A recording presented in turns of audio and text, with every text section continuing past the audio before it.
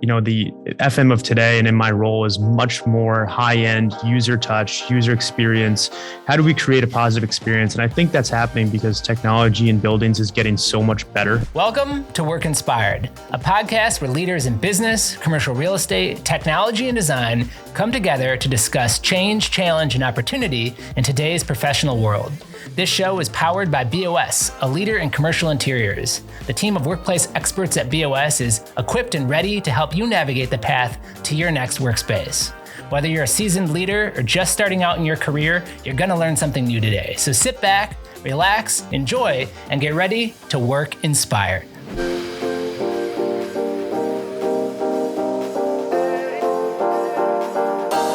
Welcome to Work Inspired. I'm so excited today because we've been planning for this episode for some time now, and today is finally here. We've got Brian Norris on the show. He is the Director of Integrated Facility Management for the Americas for Honeywell, a Fortune 100 company with facilities and team members all over the world. We're going to talk about technology, change, facility leadership, and so many other relevant things to today. Let's not waste another moment. Work Inspired starts right now. Brian, thanks so much for being on the show today. So excited to speak with you about your experience and what the Honeywell team's doing. Thanks for being here. Yeah, thanks, George. I appreciate you having me. Yeah, so let's get started by just talking a little bit about your professional career. What's your story? Yeah, sure. So I'm a Marine Corps veteran. So I enlisted in the Marine Corps in 2007, served until 2012. Where I started Enter Operations was with Anheuser-Busch for about 2 years, and then actually Toys R Us with their distribution centers on the East Coast until I joined JLL, Jones Lang LaSalle, which is a large integrated facilities management company. In 2016, I was on the Honeywell account from 2016 until around 2020, when Honeywell's global real estate team brought me on board. From there, I stayed in the workplace leader for the Americas role until 2021, actually 2 days ago to the year, where I joined where I took on the facilities director role for global real estate for both North and South America. Very cool. Well, first of all, thanks for your service to the country. Thank you. We've had a few veterans on the show, and it's pretty cool seeing people come out of the service and then rise into leadership roles in the corporate world. So congratulations on your success. Also not uncommon for someone to go to work for a company like JLL and then be integrated into an end user and make the transition over to that team. So that's pretty cool that you bring that experience to the table. Also, 2020, interesting year to join a facilities group, right? I mean, we all went through lots of change, but I can imagine that was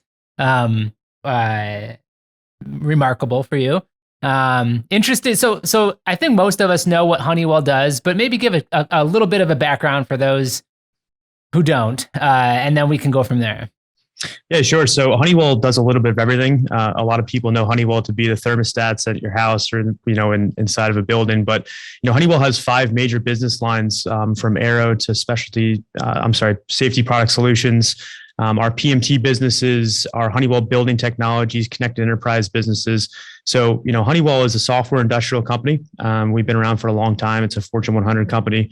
And, we're involved in everything from the airplanes that you fly in day to day. If you're on flights regularly, there's parts that are making that plane get from A to B that are Honeywell supported, all the way to what I'm more familiar with, which is the, buildings technologies side and connected enterprise side, where, we're trying to make buildings safer and more efficient through energy optimization and through, just more efficiencies through technology.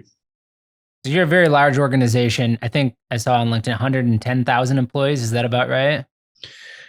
Yeah, that's about right. I think it's 110,000 employees right now across 80 countries. Wow. So it's a very large company. So tell me about the facilities footprint at Honeywell, and maybe talk a little bit about if it's the same today as it was back when you started in 2020 or 2019 before the pandemic. Sure. Yeah. So in my role, I'm responsible for both North and South America properties. That's about 392 properties. 30 million square feet falls within just North and South America alone. Wow. Our global portfolio is 750 properties and around 50 million square feet. So very large portfolio. A lot of that space is leased. We also own. We have manufacturing, production, offices. I mean, we span across enough businesses where every type of space exists within the Honeywell portfolio in some capacity. So it's definitely a large enterprise. Within my purview, again, like I said, North and South America, mostly that's, really just Canada, United States, and Mexico with some Puerto Rico. But that's what my set of responsibilities is, through our facilities provider in JLL and CBRE to manage those facilities day in and day out. And, the reality is pre-COVID, we were taking a look at our facilities in a certain way. And then obviously as COVID came on, we started to decide, what's more important to us in terms of living in the space, becoming more collaborative. How do we use space? How do we get to a better standard? And how do we, manage and maintain our space in a different degree? So. Yeah. And there's obviously, you guys have manufacturing, you've got, office space, you've got such a wide variety. We could go in so many different directions, but let's talk about the office worker, the maybe the employee that doesn't necessarily have to be in person. And with a company that's got such a large global footprint, I'm sure that there's not one answer to this because there was different regulations and different pandemic responses in all different areas of the world and at different times. But how did you guys handle it? Were you mostly remote if you didn't have to be, or was there some form of hybrid throughout the last couple of years? So there was some form of hybrid. Like you said, because we have so much production and maintenance and manufacturing that occurs within Honeywell, we had to have people on the assembly line. So, first and foremost, it was how do we make their day-to-day as safe as possible? But then further to your point around office space in general, we started to take a look at how can employees be efficient and effective, which I think we all learned throughout COVID. You can be in a hybrid model, but we also, Honeywell, we take it very seriously that we think that collaboration within the space is very important. So we kind of in the midst of COVID said to ourselves, what's more important? Is it private offices and large cubicles, or is it more collaborative workspace where we can come in with teams and have team building days and team building events and things like that? So over the course of the 2 years of COVID, we really started to work on modernizing our workspace. We've done a number of huge projects in Phoenix and Houston, Atlanta, obviously the headquarters here in Charlotte. And the effort in all of those was how do we make more collaborative space for our employees so that when they are hybrid or they are traveling, they can do their job remotely from their laptops, mobile devices. But then when they are back at their home base, they have a place to go to be amongst their teams, to collaborate, to work. And we think that we're starting to find an efficiency there with, something like a 3-2 model where you're 3 days in, 2 days out. But that's not necessarily fixed, I think, across the board. I think it all depends on the person. For example, in my role, I'm the site leader for our headquarters, and I also manage facilities for North and South America.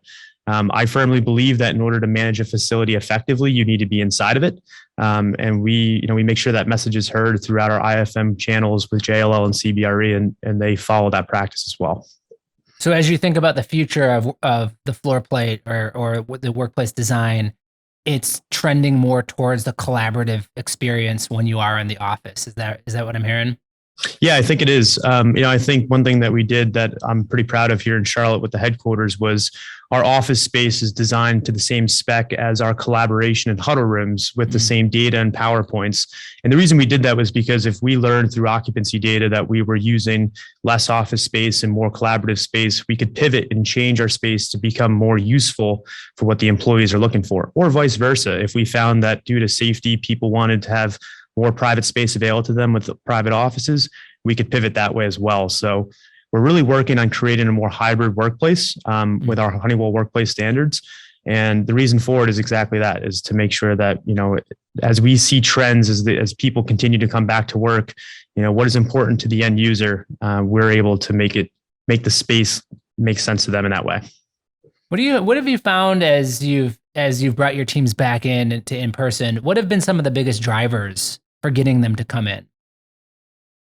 Yeah, that's an interesting question. So with the headquarters pre-COVID, when we were doing our design here, it was, what was important to employees? Well, it's amenities, right? Free snacks, free coffee, free food, fitness centers, put a bar in if you can, do things like that to kind of get people in and maintain that retention.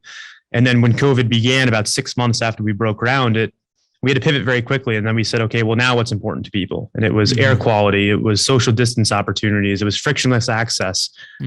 So we started to redesign in that way. So the headquarters sort of got best of both worlds, where it had that, almost analog approach to an older style of what was important to employees. But then we also pivoted to create this safe space through technology. And a lot of the Honeywell technology that's in the building today.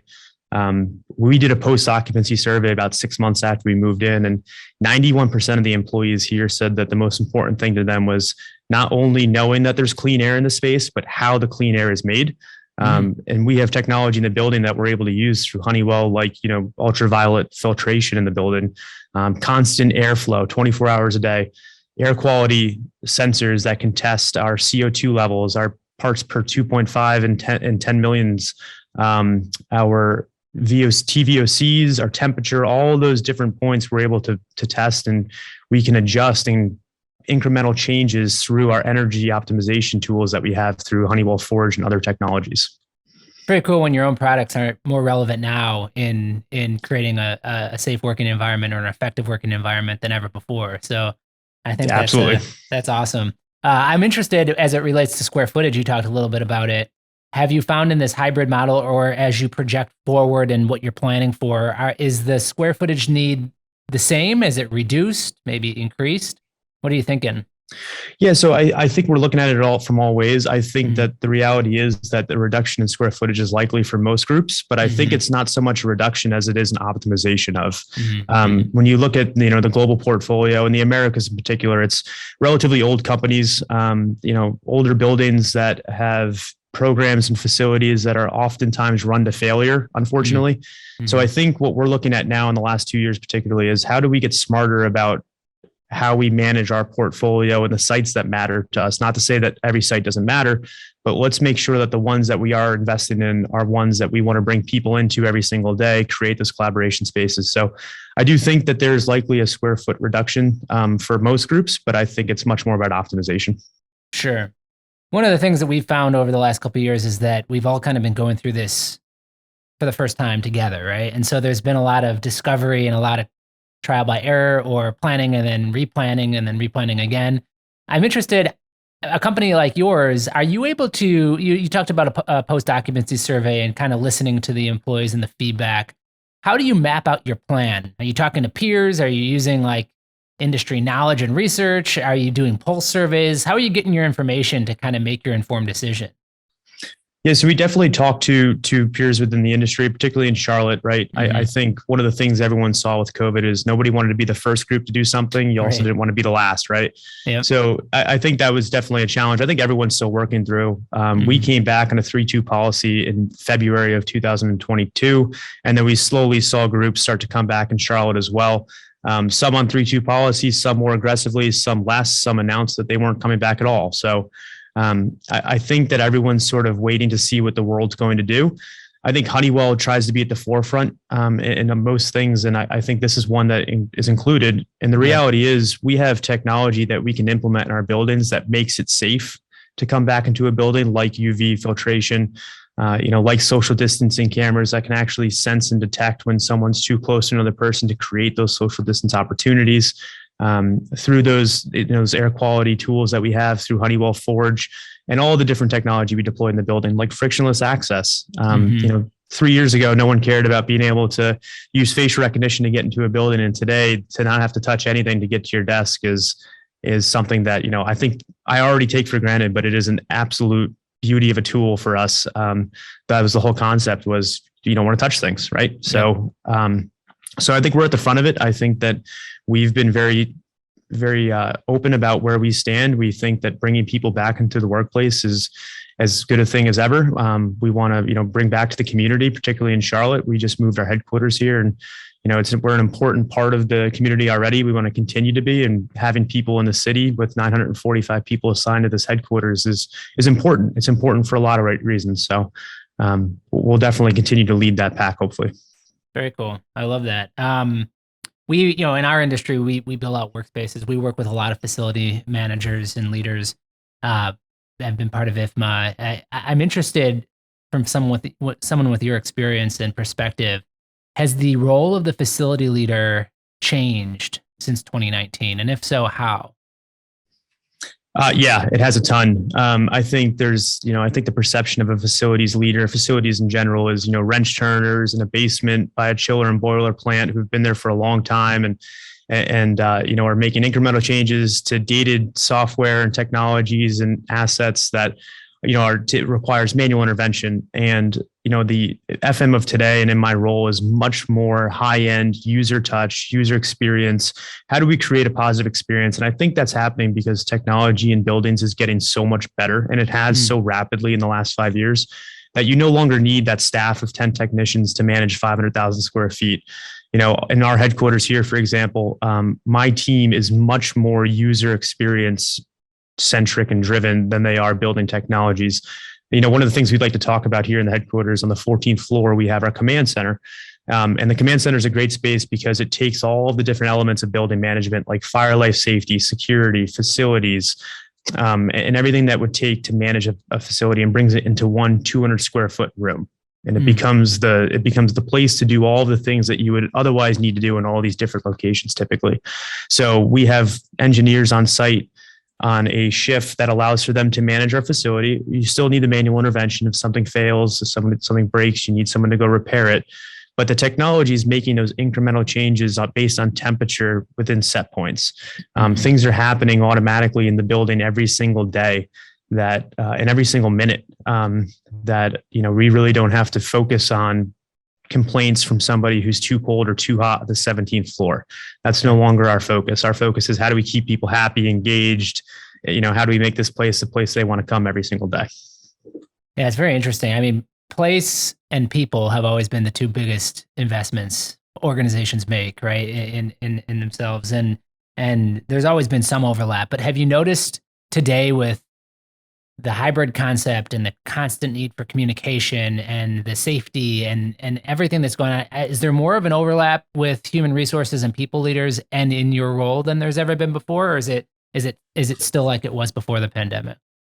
Yeah, it is. I mean, before the 3-2 policy, we worked very closely with HR to work on, flex days where people would come in on assigned days so that we could manage a certain occupancy, right? So before 3-2, 3-2, you would be able to decide which days you did and did not want to come in, and that was up to you. But before that, we had to assign days because we didn't want to exceed a certain occupancy because of guidance from the CDC around social distance opportunities. So we work with HR every day on, observing our occupancy, getting a better understanding of how we're using space. And we're really working towards trying to create a space where our HR partners have their growth plans, but we can also provide the actual square footage required to fit that growth plan. So much more engaged with HR than ever. And I think that just talks more about the overall experience of the user than it is the typical FM, wrench turners of yesterday. Sure. Yeah. One of the things that you guys do obviously is technology. And it's sometimes surprising to me how there's a disconnect between facility managers or leaders and IT teams or the technology integrators, and the ways that those kind of engage or interact within a space. And clearly technology has accelerated, and the adoption and the utilization of technology has increased since, the pandemic started. And I think that's one of the silver linings of what we've all just gone through. I'm interested if you have any advice or perspective on integrating technology into a building, making a building smart, leveraging data. How do you make it all work? And especially as it relates to people who make space decisions, how do you kind of keep track of it all? Yeah, that's fair.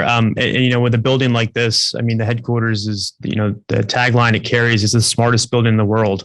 We have technologies that are deployed it's over 20 technologies in the building, over 50,000 different data points feed from different levels of technology, from occupancy to fire, life safety, security, HVAC. All elements of the building are being visualized through technology within the headquarters. So, I think one of the things that we have to do as a team to get better at it is, there's so much data that we're getting right now. And there's so many groups that are impacted by the data that we receive. For example, occupancy is an HR matter, as much as it is a facilities. But we also have to consider that the IT teams need to be involved, because that much technology can put an organization at risk for cyber events and things like that. So What we've done since we moved in is we've established our tier teams. We've established functions of sponsor ownership within each function, who's responsible for their work stream within our building, within our portfolio. And it takes a village to do something like that. And we're learning as we go. Again, we've only been here since August 31st.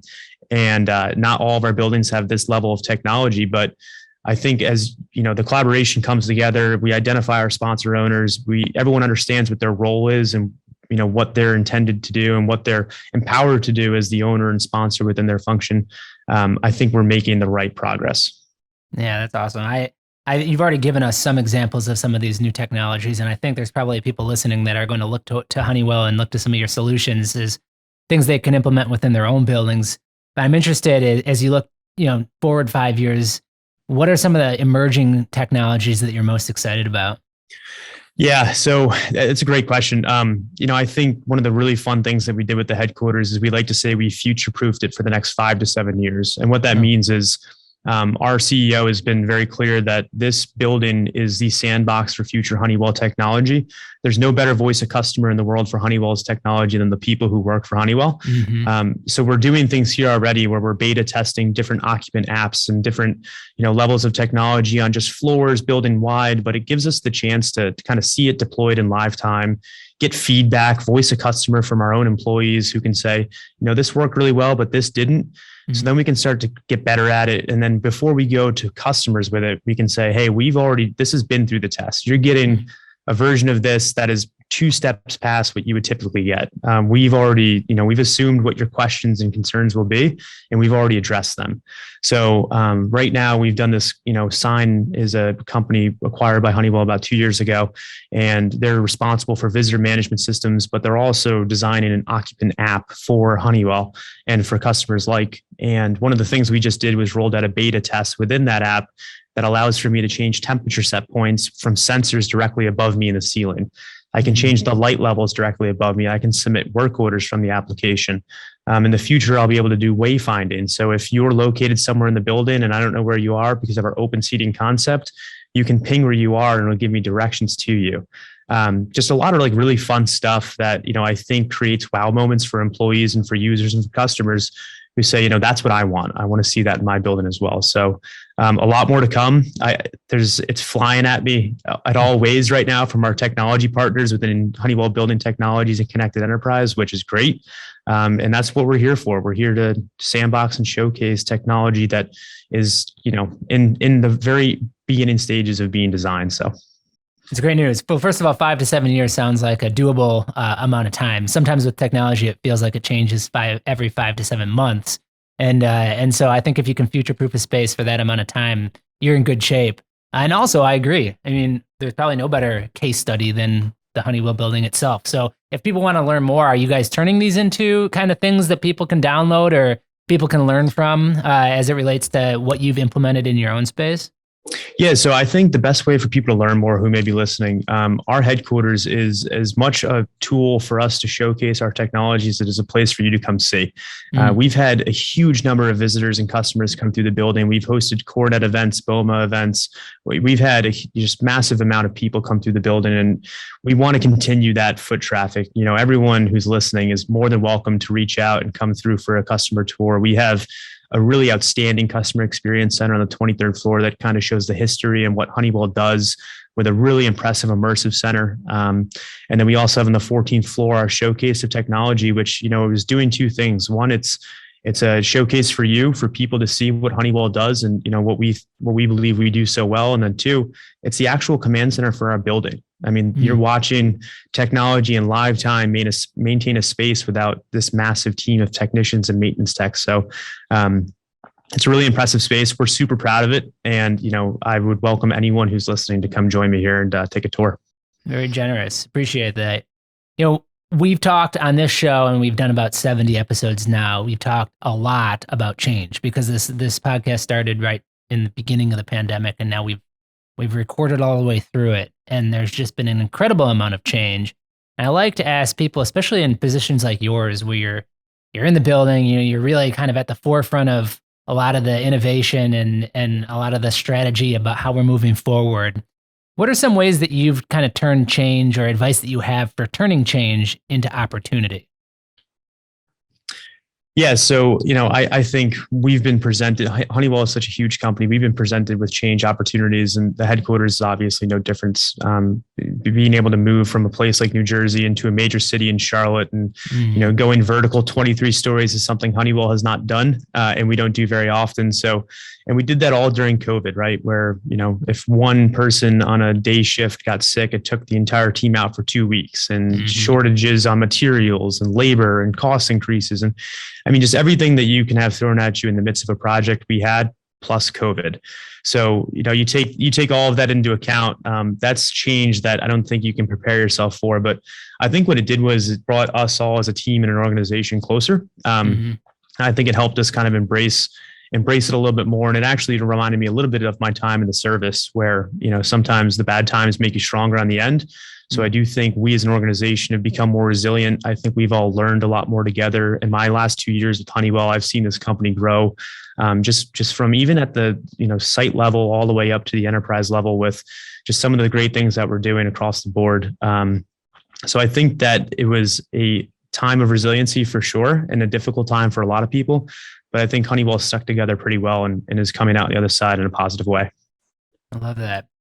All right, 3 more questions, and they're all a little bit more about you. Okay. I love the perspective on what Honeywell's doing. It's so exciting. I'm looking forward to kind of taking that case study theory and applying it, and maybe sharing it with some of our customers, because I think you guys, like you said, you guys are 2 steps ahead, and a lot we can learn from that. But what's something Brian's looking forward to in the next 12 months? Yeah. So in my role, outside of my site leadership duties within the headquarters, I'm responsible for managing our integrated facilities management program here in the Americas. And, like I said, it's about 191 sites, 20 million square feet, 27 million square feet. So, it's a significant portfolio to go manage. And pre-COVID, we were doing a lot of things right, and we were maintaining a very consistent portfolio. And then COVID happened, right? And everyone went after cost savings opportunities. You didn't have people in the space, so you can go get a little bit more lean and figure out ways to do things maybe a little bit more efficiently than we had in the past, because you just had no reason to really look at it. And now here we are coming back on the other side, and we've got employees re-entering the workspace, and we're maintaining some of those lean, opportunities that came from COVID, but we're also starting to take a look at, well, okay, how do we create a better space for our employees? And as a part of the contract owner, we are currently moving CBRE in as our facilities provider within the Americas. And I'm excited to get them going and start to, bring a world-class facilities program to Honeywell.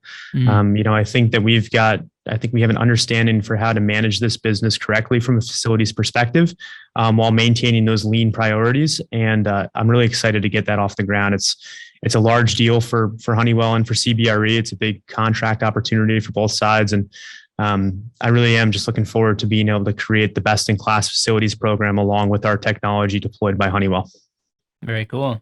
Sounds like something that's well suited for the smartest building in the world, right? Hoping so. You've had a really, I think, diverse career with a lot of different types of experiences. What's a resource that's been helpful to you along the way professionally? Yeah, it kind of comes full circle to when we first started speaking here. So the ACP, for those who aren't aware, the American Corporate Partners is a program that actually provides mentorship for veterans who have recently separated from the military. And I call upon it because it's not just veteran mentors that exist within the program. It's anyone who's in a position of leadership who can, and not even a position of leadership, just in a place in their career where they feel like they can, provide some words of wisdom to recently separated, men and women of service.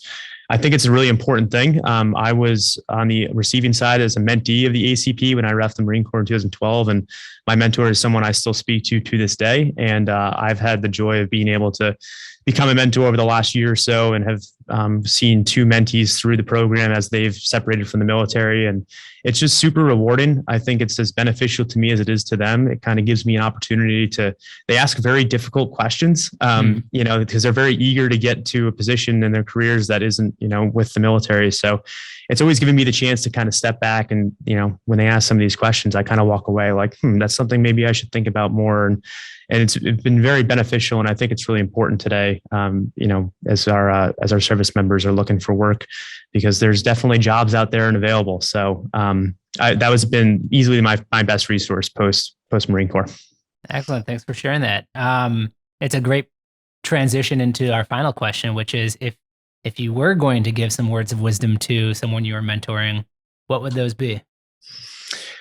It's two things. So bet on yourself and take risks. I think, I don't think change comes without a risk. And I think the whole world is going through change right now. And I think a lot of people are kind of looking around for the right answer. And, we talked about it earlier. It's companies are waiting for other companies to take the first step. And I don't think the playbook is as firm as it used to be 10 years ago. So I think the opportunity to kind of recreate the playbook and go with your gut and say what's right or what's wrong, I think is as good as it can be right now. So I would say to anyone who's in transition, considering new opportunities, new careers, I think that if you go out and bet on yourself a little bit, you might be pretty surprised by the outcomes. I've found that if I bet on myself and the answer's wrong, I've learned from it more than I would if I hadn't. And if it's right, then, it's obviously just a good step for me and for the company I'm working for. So.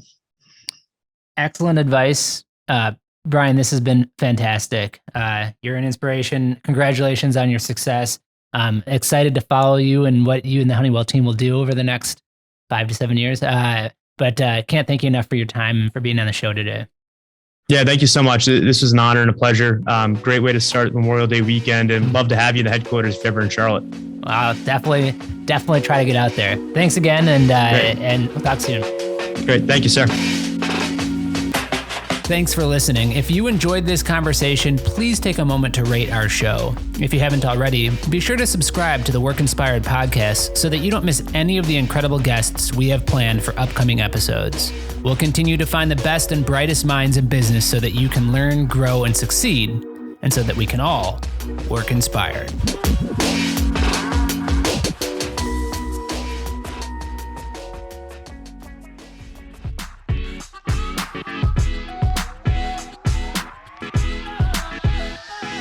Work Inspired is brought to you by BOS, a leader in commercial working environments and a Hayworth best-in-class dealership. Experience our 360 approach and discover the team, tools, and techniques required to navigate the complexity of your next workspace at BOS.com. If you have ideas, feedback, or would like to be featured on our show, please email podcast@BOS.com. Thank you for listening. This has been a Workspace digital production. If you're interested in launching a podcast at your organization, please email info@workspace.digital for a free consultation.